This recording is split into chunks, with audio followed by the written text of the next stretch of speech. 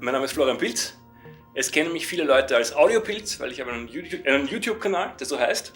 Und da geht es um Audio-Equipment im weitesten Sinne. Es hat sich ein bisschen herauskristallisiert, dass die Leute die Synths und die Drum Machines und die Grooveboxen am liebsten sehen. Und quasi so die Unique Selling Proposition von diesem Kanal ist das, dass es geht um Dinge, die ein gewisses Grundmaß an Hass entgegengebracht wird im Internet. Also die Leute einfach, sind auch Sachen dabei, die Leute dann auch mögen, aber wo doch eine gewisse Kontroverse vorherrscht. Und das ist so das Ding, das ich gewählt habe, um da so rauszustechen aus den ganzen anderen 4 Kanälen. Und das ist im Prinzip so das, womit ich angefangen habe, eher so als Brandbuilding um die eigene Person, und dann kam diese ganze Covid-Sache und plötzlich gab es nichts anderes zu tun als das. Und dann habe ich halt nur mehr das gemacht und das hat sich jetzt so ein bisschen verselbstständigt und hat so ein Eigenleben entwickelt. Ich komme aus einer sehr musikalischen Familie, also nicht nur Musik, sondern Kultur, Kunst im weitesten Sinne. Also eine meiner beiden Schwestern ist klassische Sängerin. Mein Vater war ein Generalwahnsinniger, also der hat selbst einen Betrieb, also eine Buchdruckerei, hat sich aber immer mit allen möglichen Arten von Kunst und Kultur auseinandergesetzt, hat Theater gespielt, also Puppentheater, Menschentheater, Jazzband, traditionelle österreichische Volksmusik, also nicht das Musikantenstadelzeug, sondern das Richtige. Dann viel geschrieben, viele Stücke geschrieben, Gedichte geschrieben, Bücher geschrieben. Und habe dann eben so klassisch mit so 5, 6 angefangen, Geige zu spielen. Das mochte ich nicht besonders, habe dann als Teenager natürlich angefangen, Gitarre zu spielen, habe dann jahrzehntelang in verschiedenen Rockbands gespielt und so. Und habe dann irgendwann so mit so 18, 19 die Liebe zur elektronischen Musik entdeckt. Also habe das dann immer noch kombiniert, eben mit in Gitarrenbands spielen und Musik produzieren für andere Leute und so. Aber im Prinzip die Liebe und der Fokus war auf der elektronischen Musik.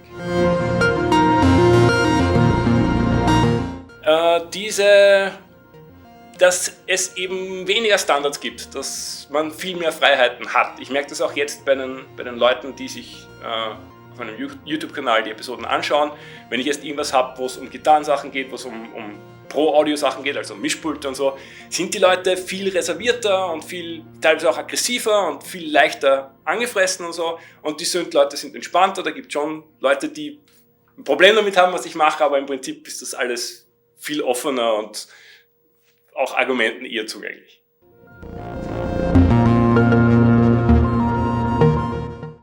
Live-Spielen bedeutet für mich, und wir werden es wahrscheinlich später noch sehen, möglichst wenig Scheiße zu bauen. Es ist so, dass ich kein besonders guter Live-Musiker bin. Also ich habe die Tendenz, daneben zu greifen, sowohl mit traditionellen Instrumenten als auch bei so Live-Geschraube und so. Und ich habe es auch tatsächlich geschafft, hinter dem Mischpult vor vielen, vielen Leuten in einer sehr großen Öffentlichkeit mal daneben zu greifen und so, dass es auch in der Zeitung gestanden ist. Also solche Sachen kommen vor.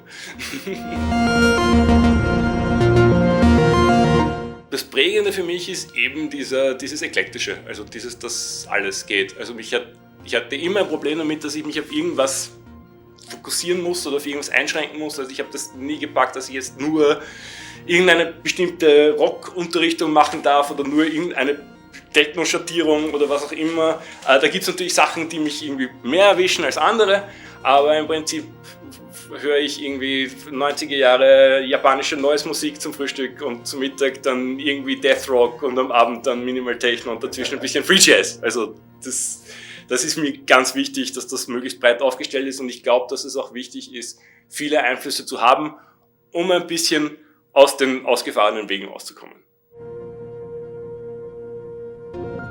Es ist so, dass wir in Wien lange Drum and Bass City waren. Also wir waren 90er Jahre und Teile der Nuller Jahre war Drum and Bass richtig verhältnismäßig, also für das, wie groß Wien ist, war Drum and Bass verhältnismäßig groß, sagen wir so. Und das fand ich cool, aber dann irgendwann mal ein bisschen langweilig. Obwohl die Musik finde ich cool, aber es ist halt, mir die ganze Nacht Drum and Bass zu geben, muss ich nicht immer haben. Und im Prinzip, ja, wir haben ein paar, ich weiß jetzt nicht, wie es nach Covid dann ist, aber wir hatten und haben einige sehr, sehr interessante Clubs. Ich mag das Werk sehr gern, ich mag das Flug sehr gern. Da gibt es auch ein paar Sachen, die ein bisschen außerhalb von den Sachen sind, die man erwartet. Es ist auch so, gibt es Leute, die mögen es nicht so gern. Ich mag auch die Forelle, weil das ist halt ein Club, der könnte in jeder Stadt sein. Der könnte in Singapur sein, der könnte in Lissabon sein, vielleicht nicht in Berlin, aber wie gesagt, das ist halt, du gehst rein und das ist eine Bubble und das ist vollkommen hermetisch und das ist auch schön.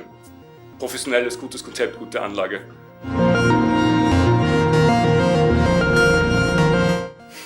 Ja, vielleicht sollten wir uns eigentlich eher Orte suchen, wo man nicht erwarten würde, dass dort Musik stattfindet. Das finde ich viel interessanter.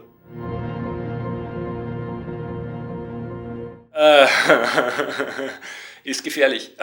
Zwei Dinge, das sind auch die am kontroversesten waren und die mir irgendwie am meisten Kummer bereitet haben. Es gibt zwei Dinge, von denen ich ein bisschen Albträume hatte. Das eine ist der BBE Sonic Maximizer. Das ist ein Gerät, das dafür gebaut wurde, um Dinge besser zu machen und es macht es tendenziell schlechter. Da mögen es Leute anderer Meinung sein. Aber das Ding, von dem habe ich Albträume bekommen. Ich bin nachts schweißgebadet aufgewacht mit dem Klang von diesem Ding im Kopf. Das ist mir definitiv passiert. Und sehr populär und auch neu, ich mag dieses Arturia Drum Brute Ding nicht.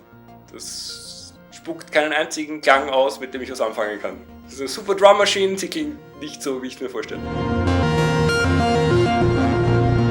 Ich spiele heute mit einem Windows XP-Rechner aus dem Jahre, ich schätze mal 2003, der nie am Internet gehangen ist und in diesem Set kommen in erster Linie vor Freeware-Plugins aus den späten 90ern und frühen Nullerjahren, die teilweise mit Synth-Edit gebaut wurden.